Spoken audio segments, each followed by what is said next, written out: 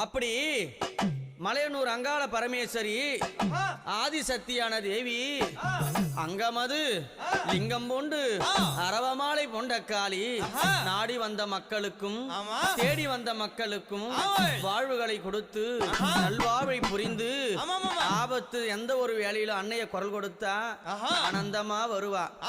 தீங்கது செய்யாமல் திமிராம பேசாமல் அவளை ஏதளப்பம் செய்யாது இருந்தான்னா அவகிட்ட எல்லா உத்தரவும் நடக்கும்.